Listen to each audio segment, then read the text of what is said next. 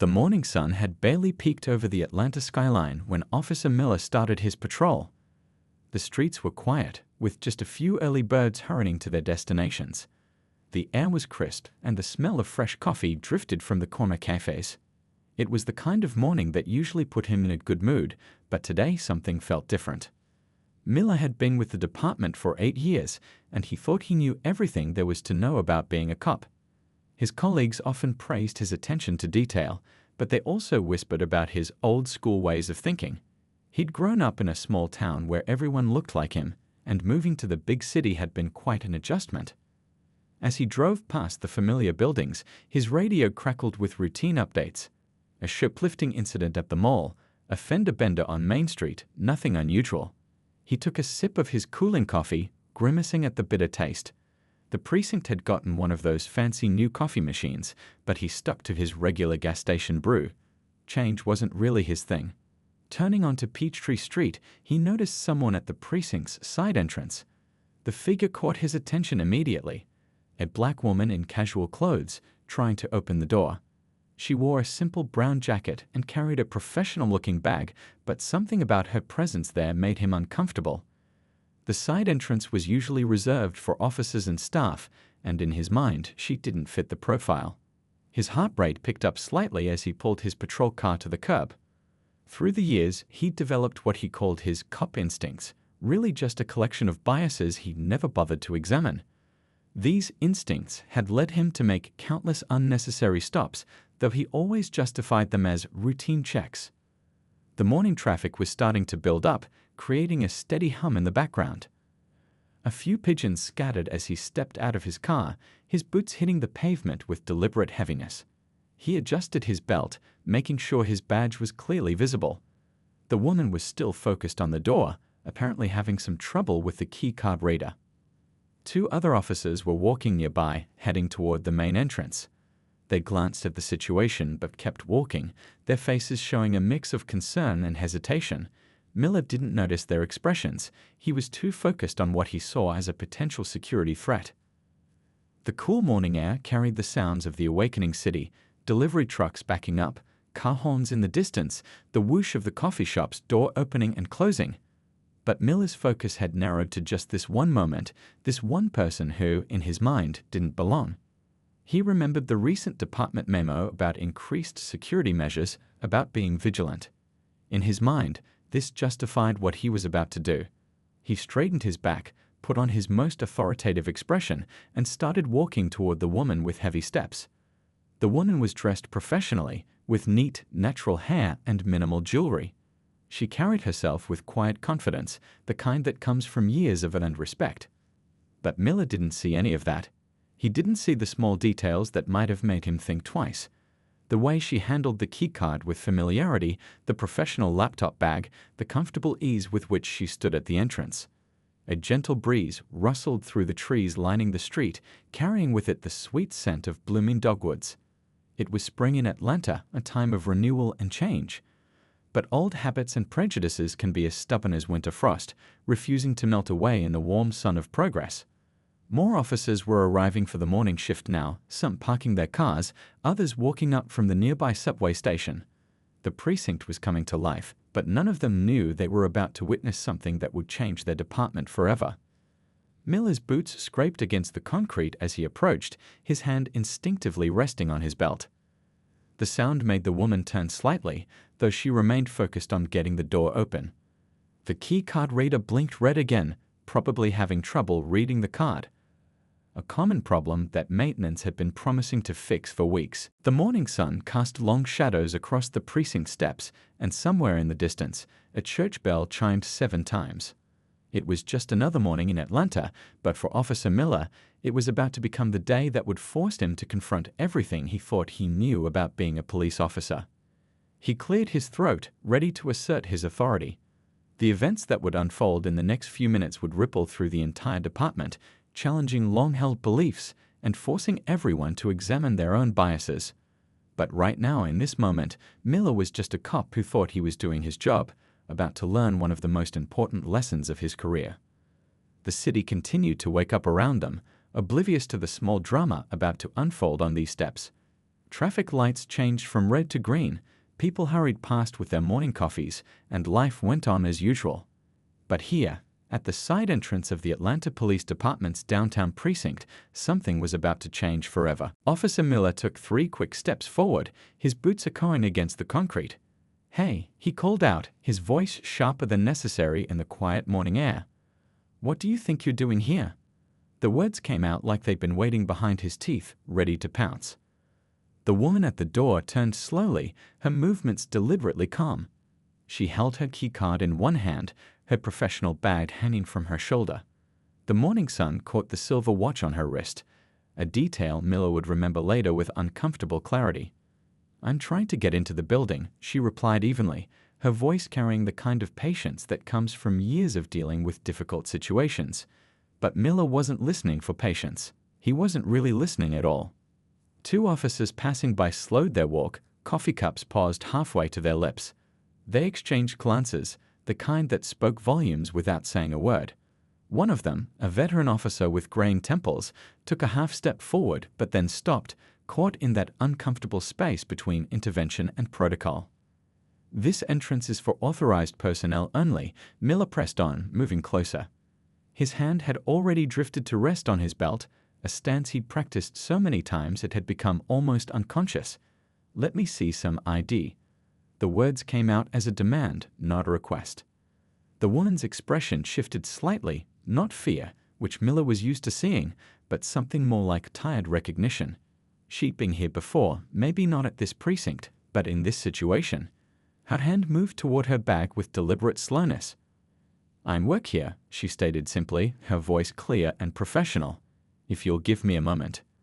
But Miller cut her off, taking another step forward. "Step away from the door," he ordered, his voice rising. The morning traffic seemed to fade into the background, leaving just the sound of his heart pounding in his ears. "Hands where I can see them." More officers had gathered now, drawn by the growing tension.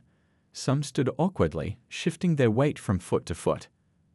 Others pretended to be absorbed in their phones, but their eyes kept darting to the scene unfolding before them. A delivery truck rumbled past, its brakes squealing slightly. The sound made everyone jump, except the woman. She remained perfectly still, her eyes fixed on Miller with an expression that mixed disappointment with something else, something he couldn't quite read.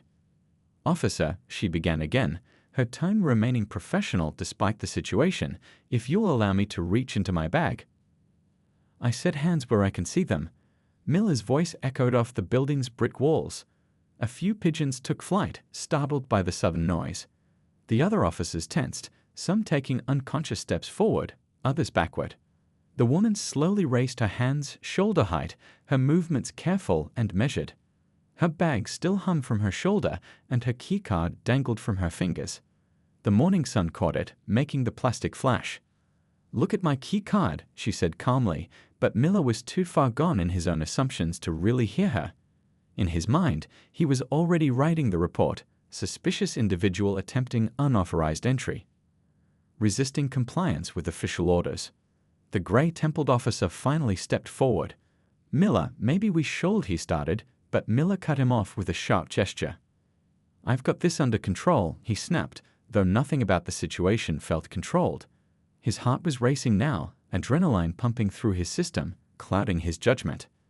A gentle breeze stirred the leaves of the nearby trees, carrying with it the smell of fresh coffee from the cafe across the street. Life continued around them, people walking to work, cars passing by, the city waking up. But here, on these steps, time seemed to have frozen. The woman's eyes never left Miller's face. There was something in her gaze that made him uncomfortable, though he couldn't say why. She didn't look afraid, and that bothered him more than he wanted to admit. "Officer," she tried one more time, her voice carrying a note of authority that Miller, in his agitated state, completely missed. "I'm going to reach for my credentials now. They're in my front pocket. Don't move." Miller's hand tightened on his belt. The other officers watched, tension visible in their stance. Some had pulled out their phones, sensing that this moment needed to be documented. The morning sun had risen higher now, casting shorter shadows across the steps. Traffic had picked up, creating a steady background hum. Someone had stopped on the sidewalk to watch, phone raised. The situation was balancing on a knife's edge. Miller took another step forward, closing the distance between them. His training told him to maintain control of the situation, but something in the back of his mind was starting to whisper that this wasn't right.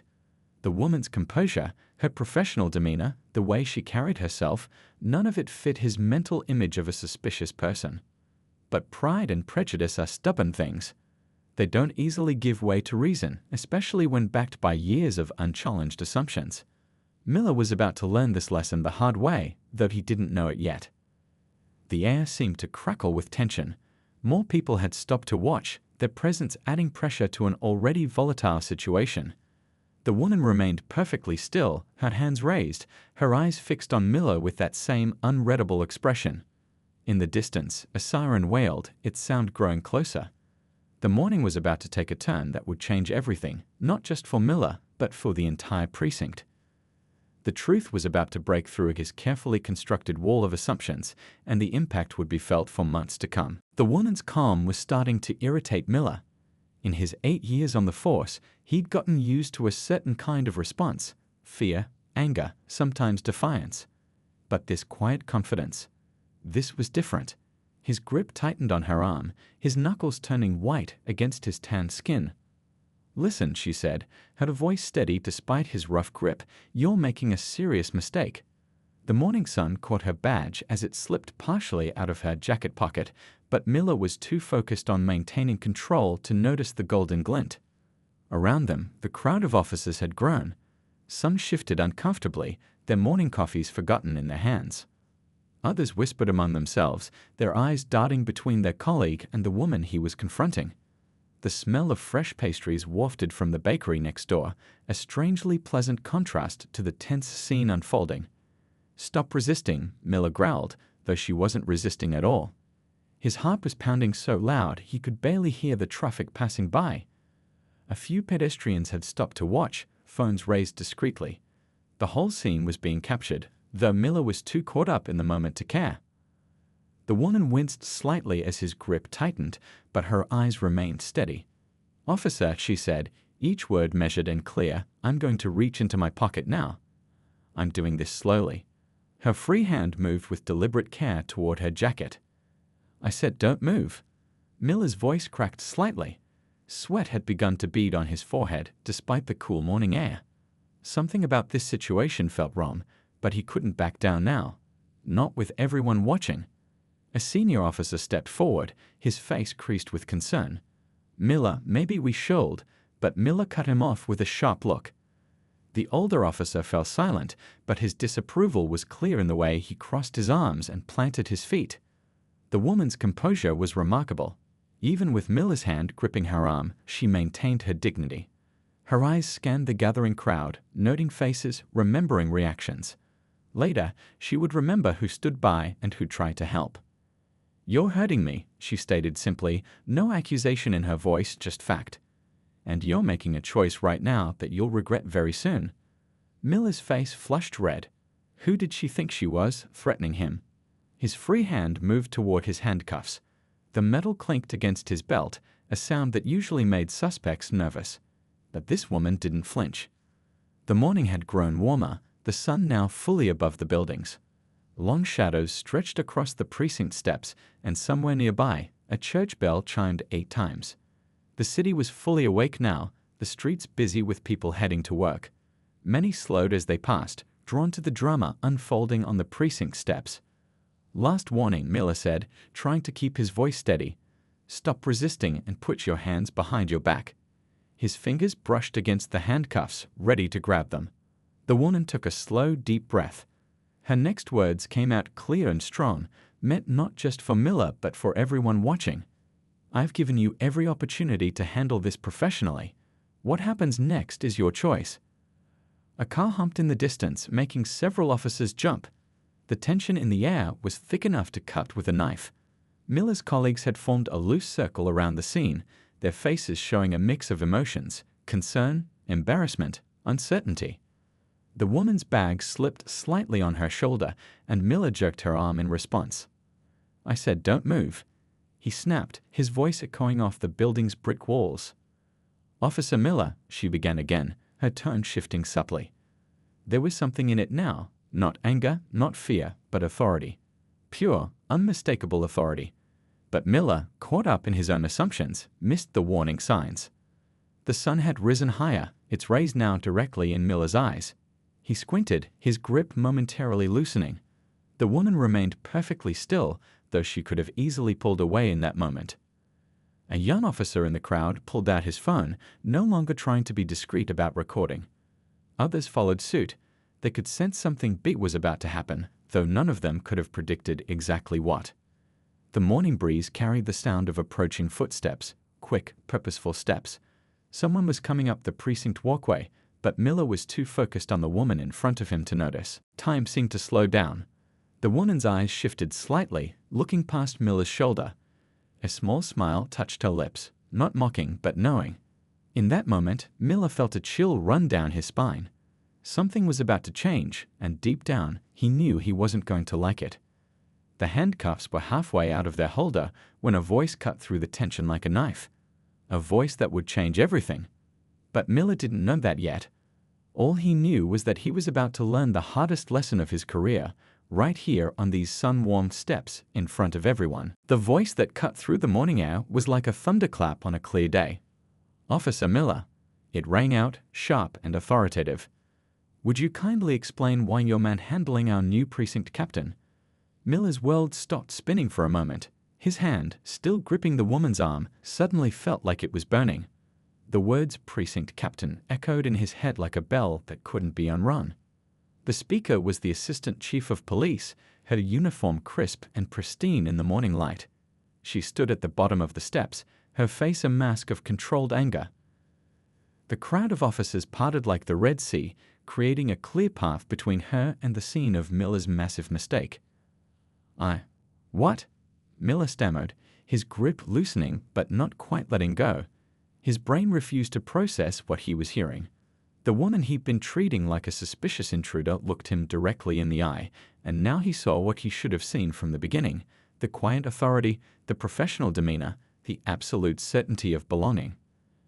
"Allow me to introduce myself properly," the woman said, gently but firmly removing his hand from her arm.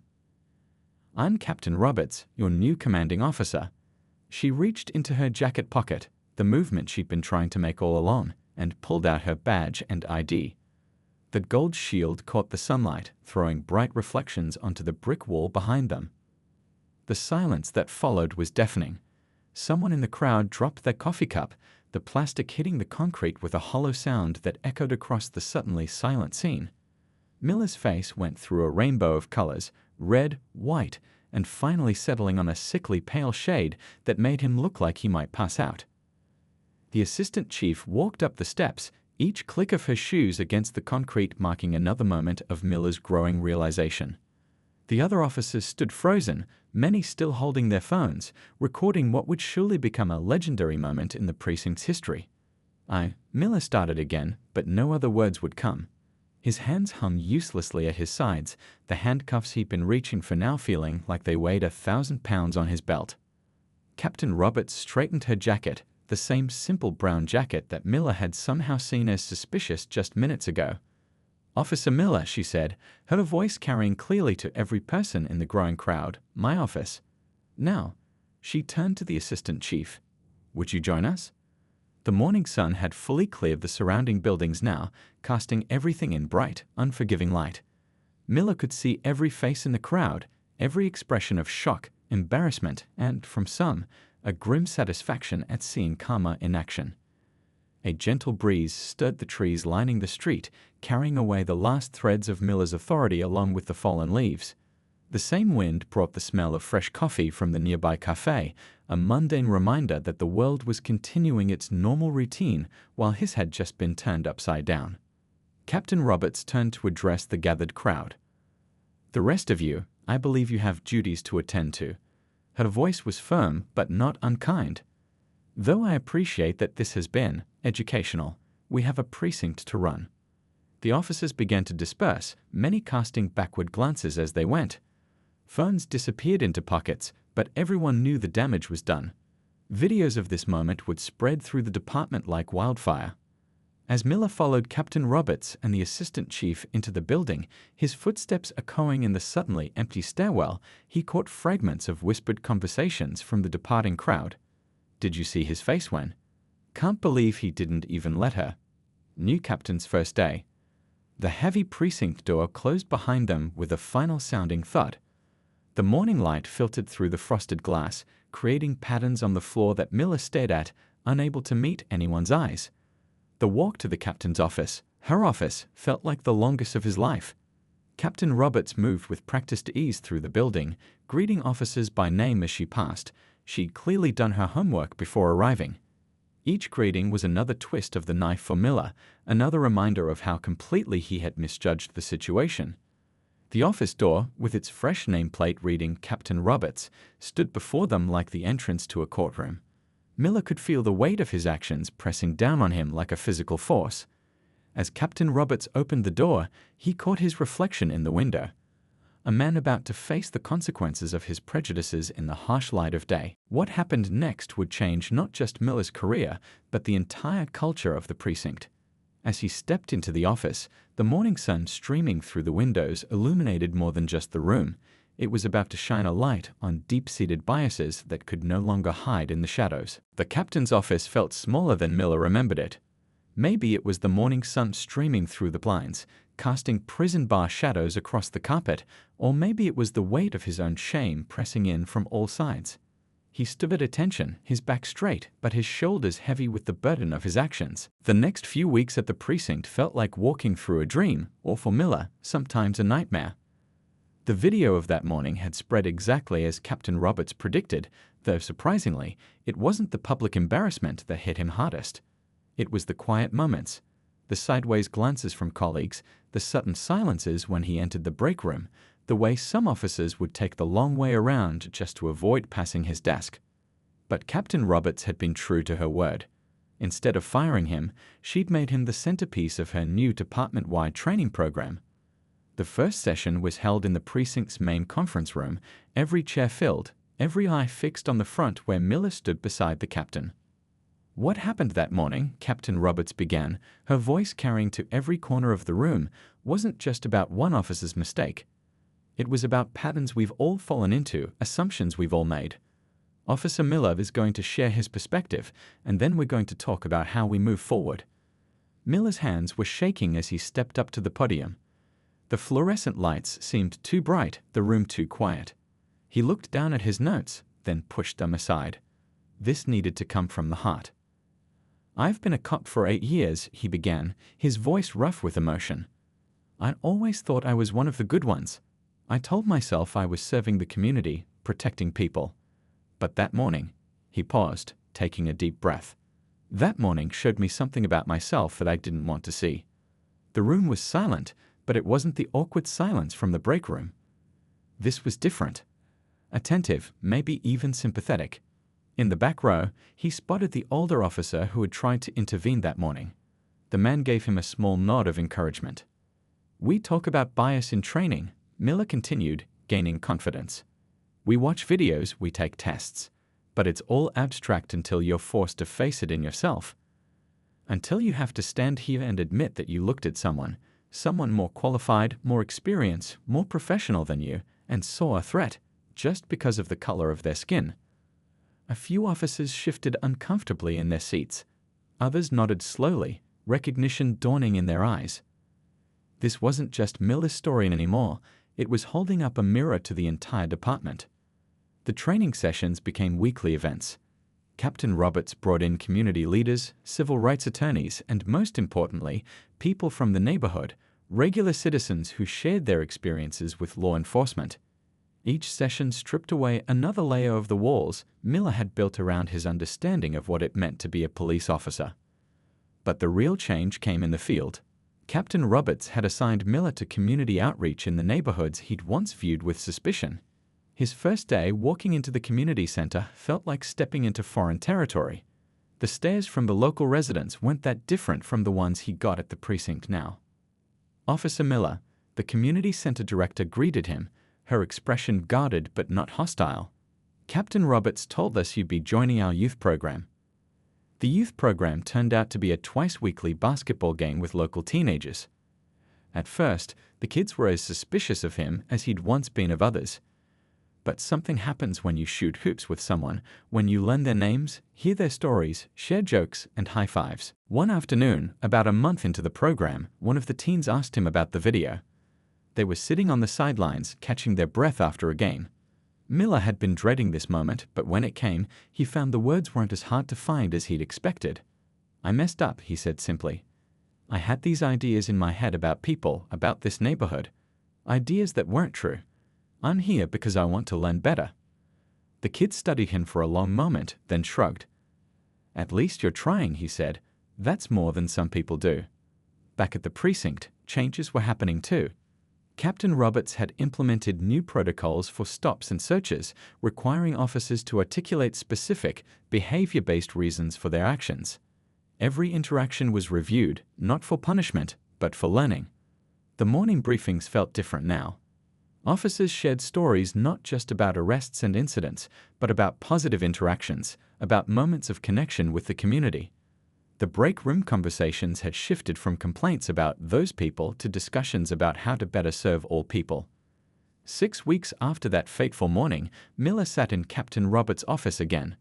The prison bar shadows from the blinds still fell across the carpet, but they didn't feel quite so condemning anymore. "You're making progress," she said, reviewing the reports in front of her. "The community center director called yesterday, said the kids asked when you're coming back."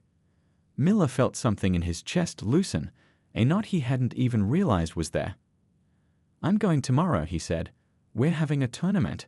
Some of the other officers are coming too." Captain Roberts smiled, the first real smile he'd seen from her since that first morning. "That's good," she said. "That's how change happens. Not just in big moments, but in small ones. In basketball games and conversations and learning to see people, really see them." As Miller left the office that evening, the setting sun painted the precinct in soft colors. Tomorrow would bring new challenges, new opportunities to either fall back into old patterns or push forward into better ones. But for the first time in weeks, he felt ready to face them. 6 months had passed since that morning on the precinct steps. The story of Officer Miller and Captain Roberts had become something of a legend in the department, but not for the reasons anyone might have expected. The video that everyone thought would destroy Miller's career had instead become a teaching tool, shown in police academies across the state as an example of how confronting bias could lead to real change. The precinct itself had transformed. Walking through the halls now, you could feel the difference. The morning briefings had evolved into open discussions where officers shared not just crime statistics, but stories of community connections. The walls, once bare except for wanted posters and department notices, now displayed photos of officers at community events, youth programs, and neighborhood celebrations. Miller stood at the podium in the training room, facing a fresh batch of recruits. His hands no longer shook when he spoke. The nervousness had been replaced by purpose. 6 months ago, I stood right where you're standing now, he began, looking at the eager faces before him. I thought I knew everything about being a good cop. I had the uniform, the badge, the attitude. What I didn't have was understanding. The recruits leaned forward, caught by the honesty in his voice. Through the window, autumn leaves danced past, a reminder of how much time had passed since that spring morning that changed everything. Being a police officer isn't about power, he continued. It's about service. It's about seeing people, really seeing them, as human beings first. I learned that lesson the hard way. Captain Roberts sat in the back of the room watching. She'd made it a point to attend these sessions, not to supervise, but to show support. The changes she'd implemented had spread beyond their precinct, catching the attention of departments across the city. You're going to make mistakes, Miller told the recruits. We all do, but it's what you learn from those mistakes that matters. The hardest lesson I ever learned started with me trying to arrest my own captain. A few chuckles rippled through the room. The story was familiar to most of them now, but hearing it from Miller himself was different. He didn't shy away from the tough parts, from admitting his prejudices, from showing how deep the bias had run. After the session, Miller walked his usual patrol route. But it wasn't the same route he'd walked 6 months ago. Now he stopped to chat with the owner of the corner store, who waved to him through the window. He knew the names of the kids playing basketball in the community center, and they knew his. "Officer Miller," called out one of the teens, tossing him the ball. "You coming to the tournament this weekend?" "Wouldn't miss it," he replied, making a perfect shot despite his uniform. The kids cheered, and for a moment, Miller remembered how different things had been just months ago. Back at the precinct, the afternoon sun painted everything in warm light. Miller passed the spot where it had all happened, the side entrance where he confronted Captain Roberts. Someone had placed a small plaque there, "Change begins here." In the break room, officers were discussing a new community outreach program. The old divisions had started to fade. It wasn't perfect. Change never is, but it was real. Officers who once would have looked the other way now spoke up when they saw something wrong. "Hey, Miller," called one of the younger officers. "Can you look at something for me? I'm not sure about this stop I made yesterday. Something felt off about it." Miller nodded, remembering how hard it had been to admit his own mistakes. "Let's talk it through," he said. "That's how we learn." The day ended with a community meeting in the precinct's main hall. Citizens and officers sat together, not on opposite sides of the room like before, but mixed together. They were discussing plans for a neighborhood safety program, not one imposed by the police, but developed together with the community. Captain Roberts took the podium, her presence as commanding as ever. "6 months ago," she began, "this precinct faced a moment of truth. We could have let that moment divide us. Instead, we chose to let it transform us." Miller sat in the audience thinking about how far they'd come. The old him would never have believed it possible, sitting here, feeling proud of the changes, being part of something bigger than himself.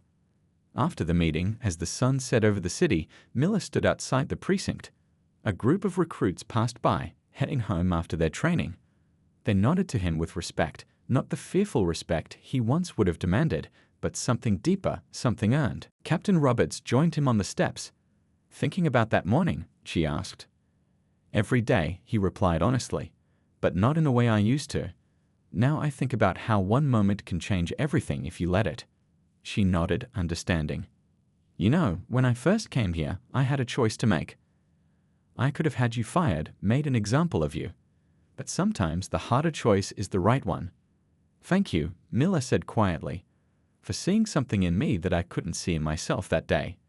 The evening traffic hummed past, the city settling into its nighttime rhythm. Tomorrow would bring new challenges, new opportunities to either fall back into old patterns or push forward into better ones. But now they had a foundation to build on, a story to remind them of why the hard work of change was worth it. As Miller walked to his car, he passed a new recruit struggling with the keycard reader at the side entrance, the same one that had given Captain Roberts trouble that fateful morning. He smiled and walked over to help, remembering that sometimes the biggest changes start with the smallest moments of connection.